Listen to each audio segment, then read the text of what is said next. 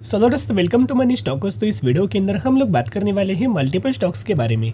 तो चलिए सबसे पहले हम लोग बात करेंगे दीपक नाइट्रेट के बारे में। तो दीपक नाइट्रेट का अगर आप आज के दिन का परफॉर्मेंस देखोगे तो ऑलमोस्ट हमें 1.5% से ज़्यादा की जंप पॉजिटिविटी क्लोजिंग हमें दीपक नाइट्रेट के अंदर नजर आया हुआ है। एक्चुअल बेसिस के ऊपर अगर आपने during the market Deepak nitrate का परफॉर्मेंस देखा होगा तो ऑलमोस्ट हमें ड्यूरिंग द मार्केट कंपनी 2% की पॉजिटिविटी के अंदर तेजी के अंदर हमें कंपनी नजर आया हुआ था। लेकिन सेकंड हाफ के अंदर दोस्तों आपको पता ही होगा कि मार्केट के अंदर हमें ह्यूज अमाउंट ऑफ क्रैश आपको नजर आया। इसी की वजह से थोड़ा बहुत पैनिक लेवल के अंदर, थोड़ा बहुत प्रेशर लेवल के अंदर हमें कंपनी थोड़ा बहुत कम हुआ।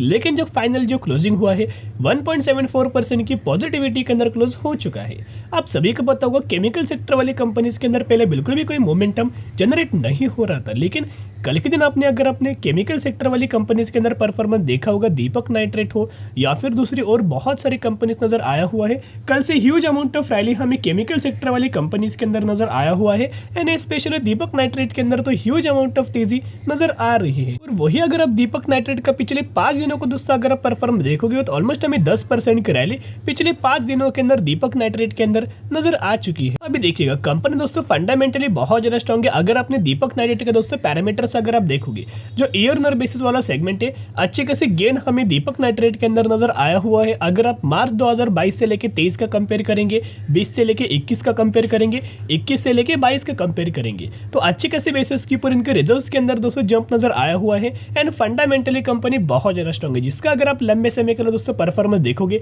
तो जब दीपक नाइट्रेट 2010 में दोस्तों स्टॉक मार्केट के अंदर आया हुआ था, तब से अगर आप ये कंपेयर करेंगे तो ऑलमोस्ट हमें 12,000% का रिटर्न अभी भी कंपनी शेयर होल्डर्स को देते हुए नजर आया हुआ है। एंड कंपनी का अगर आप मार्केट कैप देखोगे तो 30,000 करोड़ का मार्केट कैप हमें कंपनी का नजर आया हुआ है।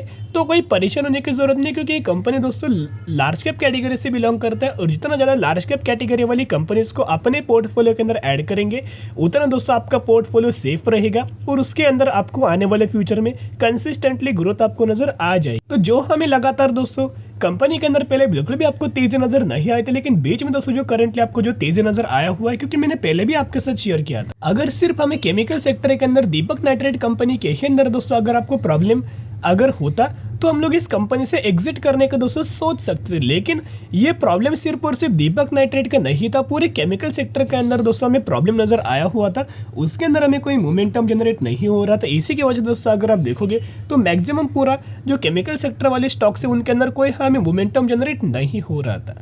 लेकिन करंटली दोस्तों अगर आप देखोगे जो अच्छे खासे बेसिस के ऊपर जो खबर आया था जिसके मुताबिक करंटली केमिकल सेक्टर बहुत ज़्यादा पॉजिटिव है।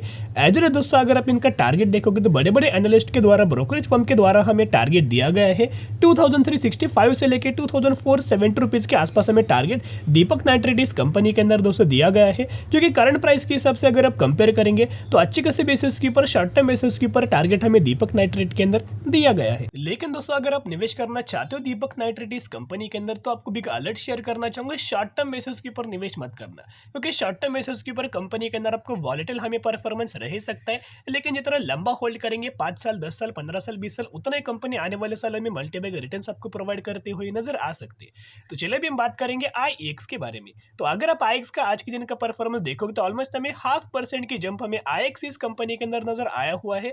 अभी देखिएगा मैंने पहले भी आपके साथ शेयर किया था, करंटली कंपनी का जो क्लोजिंग 126 रुपए के आसपास हमें नजर आया हुआ है और अभी भी हमें आईएक्स के अंदर कोई ज्यादा मोमेंटम जनरेट नहीं होता।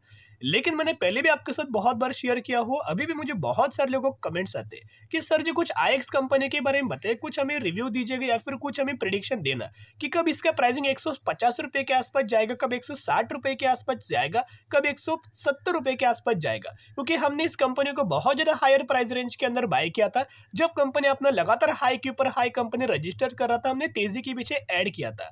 तो यही दोस्तों गलती होता है, अगर आप तेजी के पीछे भागते हैं तो 100% कंपनी के अंदर आपको लॉस ही लॉस नजर आता है शॉर्ट टर्म बेसिस के ऊपर। अभी हमें क्यों आईएक्स के अंदर दोस्तों तेजी नहीं आ रही, क्यों हमें जंप नहीं आ रही, उसके पीछे का रीजन एक ही कि कंपनी का प्रॉफिट्स। अगर आप कंपनी के पैरामीटर देखोगे, क्वार्टर 2 का, क्वार्टर 1 का अगर आप रिजल्ट देखोगे, क्वार्टर 4 का अगर आप रिजल्ट देखोगे तो बिल्कुल भी दोस्तों कंपनी ने अच्छा हमें परफॉर्म नहीं किया है। ना कि जो कंपनी का क्वार्टर 1 का रिजल्ट था उसके अंदर भी फॉल नजर आया और वही अगर आप ईयर बेसिस भी कंपेयर करेंगे तो भी हमें आईएक्स के अंदर दोस्तों कोई जंप हमें नजर नहीं आया है पैरामीटर्स के अंदर। अगर कंपनी के पैरामीटर दोस्तों लगातार अगर ग्रो करता रहा तो हम लोग प्रेडिक्ट कर सकते हैं कि कंपनी परेशान कर रही है, क्योंकि कंपनी के पैरामीटर्स ग्रो हो रहे हैं, कंपनी का बिजनेस ग्रो है, फिर भी कंपनी गिरावट के अंदर मिल रही है। तो इसके हिसाब से दोस्तों हम लोग निवेश कर सकते हैं। लेकिन करंटली हो क्या रहा है, कंपनी के पैरामीटर्स भी डाउन जा रहे हैं। कंपनी के जितने नेट प्रॉफिट्स होते हैं, रेवेन्यूज होते हैं, रिजर्व्स, हर एक पैरामीटर्स फॉल आ रहे हैं। एफएसडीआई लगातार माल बेच रहा है। साथ में दोस्तों आपने देखा ही होगा कि अगर एफआईडीएस माल बेचता है और पब्लिक माल बाइंग करता है तो दोस्तों बहुत ही ज्यादा बुरी ये बात हमें निकल के आ जाती है। तो एक रिक्वेस्ट मैं करना चाहूंगा, फ्रेश बाइंग करंटली इग्नोर करना। आईएक्स के अंदर दोस्तों फ्रेश बाइंग मत करना। कंपनी का बिजनेस तो अच्छा है, एक तो एनर्जी कंपनी एक्सचेंज करता है, एक तो पावर कंपनी एक्सचेंज करता है। लेकिन दोस्तों एक पॉइंट नोट करना, सिर्फ बिजनेस अच्छा होने से मतलब नहीं, कंपनी प्रॉफिट भी जनरेट करना चाहिए, कंपनी के पैरामीटर्स भी ग्रो होना चाहिए, जो कि करंटली ग्रो नहीं हो रहा। तो करंटली फ्रेश बाइंग इग्नोर करना। जिन भी लोगों ने पहले से बाइंग किया है वो आने वाले फ्यूचर के हिसाब से होल्ड करके चल सकते हैं। तो चलो दोस्तों अभी हम बात करेंगे इन्फोसिस लिमिटेड के बारे में। तो इन्फोसिस का अगर आप आज के दिन का परफॉर्मेंस देखोगे तो ऑलमोस्ट हमें 1% की जंप इन्फोसिस इस कंपनी के अंदर नजर आया हुआ है। एंड 1433 रुपए के आसपास हमें क्लोजिंग इन्फोसिस कंपनी के अंदर नजर आ चुके देखेगा। हम लोग पहले से दोस्तों बहुत ज्यादा बुलिश में आपके साथ शेयर कर रहा था कि इन्फोसिस कंपनी आने वाले सालों में मल्टीपल रिटर्न दे सकते, जब कंपनी का प्राइसिंग 1260 रुपए के आसपास भी कंपनी के अंदर गिरावट हुआ था। जब कंपनी ने बुरा दोस्तों अपना रिजल्ट परफॉर्म किया था, जब कंपनी के अंदर लोअर सर्किट लगा हुआ था, 10% का गैप डाउन ओपनिंग दिया हुआ था इन्फोसिस के अंदर, तभी से मैं आपके साथ बहुत बार शेयर कर रहा हूँ ये कंपनी ज्यादातर गिरेगी नहीं। पहले से कंपनी 1950 रुपए की कंपनी ऑलमोस्ट हमें 1250 रुपए के आसपास ट्रेड करते हुए नजर आया हुआ था, वही हमें अच्छा खासा मौका था। लेकिन जो लोग सेफर साइड से बाइंग करना चाहते हैं उनके लिए भी दोस्तों मैंने एक लेवल्स आपके साथ शेयर किया था कि कंपनी का इंपॉर्टेंट रजिस्टेंस है 1360 रुपए का।